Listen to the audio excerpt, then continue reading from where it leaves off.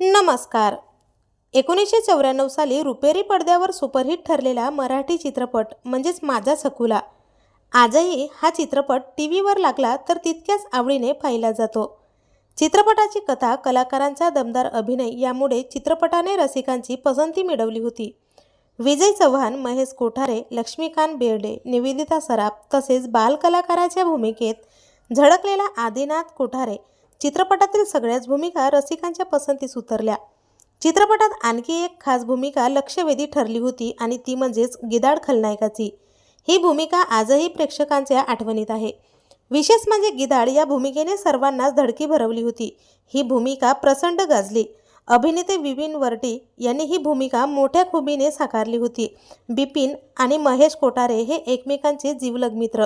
मात्र माझा सकुला चित्रपटानंतर झपाटलेला आमच्यासारखे आम्हीच अशी ही बनवाबनवी, एक गाडी बाकी अनाडी, फेकाफेकी आणि धूमधडाका यांसारख्या चित्रपटात त्यांनी काम केले होते.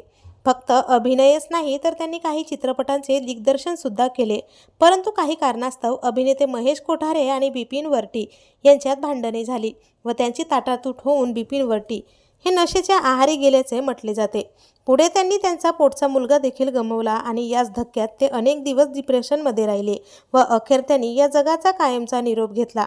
त्यांच्या मृत्यूची बातमी समोर येताच त्यांच्या असंख्य चाहत्यांना जबर धक्का बसला. त्यांच्या मृत्यूने मराठी सृष्टीने एक चांगला कलाकार कायमचा गमावला. तर तुम्हाला या चित्रपटातील गिधाडची भूमिका आठवते का? कमेंट करायला विसरू नका.